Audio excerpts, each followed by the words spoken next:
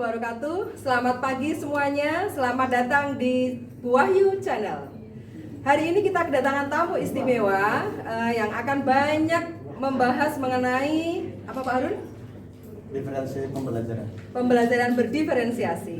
Apa itu pembelajaran diferensiasi? Kita akan kupas semuanya bersama narasumber kita, Pak Harun. Tapi jangan lupa like and subscribe channel ini dan jangan lupa bunyikan loncengnya. Oke?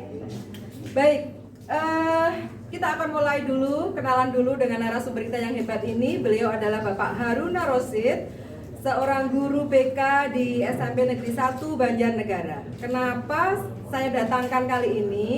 Karena beliau ini adalah salah satu CGP di Kabupaten Banjarnegara. Luar biasa ya. Baik, Mbah, mohon maaf saya biasa panggil Pak Harun ini Abah. Oke, Bun. Ya, Abah dan Bun nggak matching ya kayaknya. Baik, pembelajaran diferensiasi.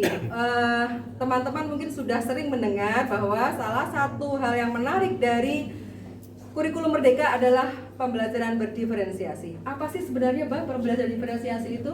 Kayaknya ada kata-kata bahasa Inggrisnya tapi bahasa Indonesia gitu. Gimana sih Pak itu? Iya, baik.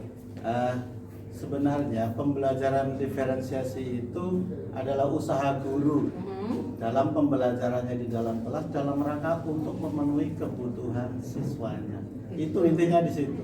Kebutuhan siswanya ya. Padahal siswa itu kan beragam ya Pak ya. Ya. Nah, keberagamannya itu seperti apa Pak yang di dalam diferensiasi ini yang dimaksud? Jadi selama ini kalau guru mengajar itu biasanya disamaratakan. Satu metode, satu materi. Tapi kalau dalam pembelajaran berdiferensiasi ini harus ada perbedaan dalam konten, harus ada perbedaan dalam proses maupun dalam produknya nanti. Di akhir itu juga berbeda.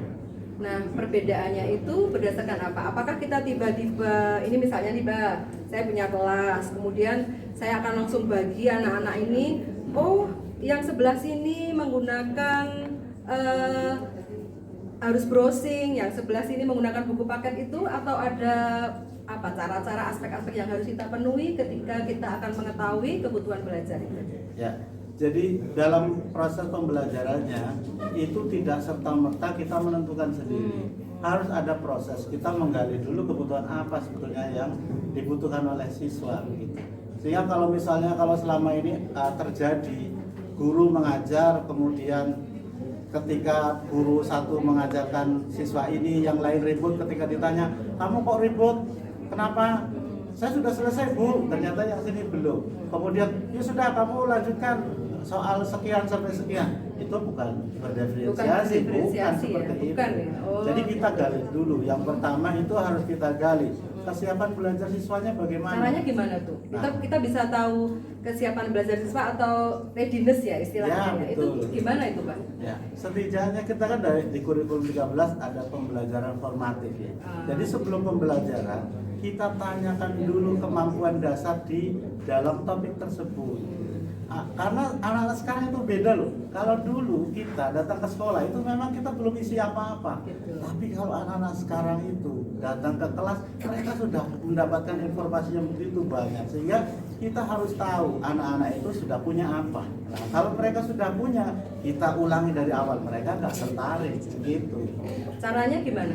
Konkretnya di kelas, apakah bolehkah saya sebagai guru bertanya kepada siswa atau bisa dengan angket atau dengan apa Pak? Ya, jadi kebutuhan siswa itu ada dari kesiapan belajar dengan menanyakan langsung di kelas sebelum pembelajaran, melihat nilai-nilai rapor di semester sebelumnya, kemudian juga melakukan angket ya, menyebarkan angket untuk mengetahui minat mereka di bidang apa, kemudian gaya belajar mereka.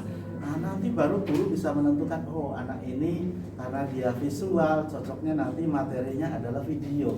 Oh anak ini gaya belajarnya adalah auditori, maka cocoknya adalah dengan diskusi dan sebagainya. Nah di sini seberapa jauh sih peran orang tua siswa itu dalam menggali kesiapan belajar itu? Apakah cukup muridnya saja atau kita perlu ke wali murid? Ya, sebetulnya pembelajaran itu adalah tanggung jawab guru, tanggung jawab orang tua. Nah, orang tua itu di rumah juga harus berperan. Mereka harus tahu minat anaknya itu apa sih, gaya belajar mereka bagaimana. Nah, karena anak itu yang harus diciptakan sekarang itu namanya well-being, kenyamanan. Nah, di rumah juga harus begitu. Bagaimana anak bisa nyaman di belajar? Bagaimana anak bisa nyaman di belajar? Ketika mereka mau belajar, dipanggil-panggil, suruh membelikan apa, disuruh ngomong adiknya. Gitu ya, sering terjadi gitu ya. Itulah. Saya sedang belajar, nggak bisa, belikan gula dulu. Yang terjadi gitu. Jadi peran orang tua juga sangat menentukan di readiness ini ya, Pak ya. Betul. Baik, kalau kita sudah tahu tadi ada beberapa aspek mengenai kesiapan belajar, lalu strategi-strategi apa sih yang ada di pembelajaran diferensiasi ini, Pak? Untuk diferensiasinya itu bisa dari kontennya. Jadi guru itu setelah tahu gaya belajar anak ini seperti ini, maka guru bisa menyiapkan video pembelajarannya, bisa menyiapkan materi-materi pembelajarannya berbeda-beda. Anak yang baru memiliki kemampuan dasar diberikan materi ini, yang sudah tingkat lanjut ini. Nah, mungkin anak juga bisa mencari sendiri ya. Sangat. Makanya sekarang itu HP itu bukan harus dilarang ya di kelas itu ya. Dulu harus diberdayakan. Fenomena juga nih peran HP nanti di pembelajaran itu akan seperti apa? Karena ada sekolah-sekolah yang sampai saat ini masih melarang anak-anak membawa HP gitu ya. Mungkin ini akan jadi pembicaraan yang lebih lanjut ya, Pak ya. Oke. Pak, kita kembali ke pembelajaran diferensiasi tadi. Sebenarnya situasi apa sih yang diinginkan dari pembelajaran ini, Pak? Tadi di awal sudah saya sebutkan bahwa kenyamanan. Jadi seperti kita kalau berbicara dengan teman kita, kalau klik itu mau bicara 2 jam, 3 jam, 4 jam nggak terasa. Tapi kalau yang kita bicarakan nggak nyambung.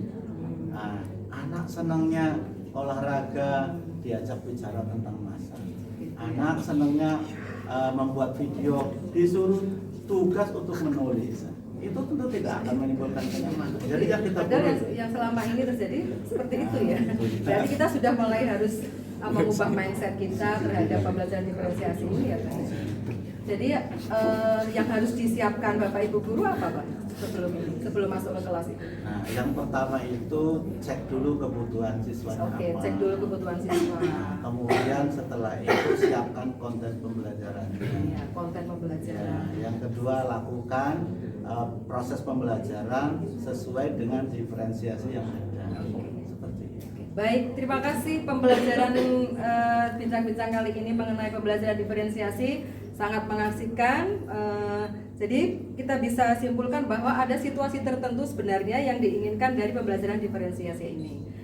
Mengutip kata-kata dari Ki Hajar Dewantoro bahwa serupa seperti para pengukir yang memiliki pengetahuan mendalam tentang keadaan kayu, jenis-jenisnya, keindahan ukiran, dan cara-cara mengukirnya, seperti itulah seorang guru seharusnya memiliki pengetahuan mendalam tentang seni mendidik. Bedanya, guru mengukir manusia yang memiliki hidup lahir dan batin. Demikian bincang-bincang kita kali ini bersama Bapak Haruna Rosid. Kita akan bertemu di lain kesempatan. Terima kasih.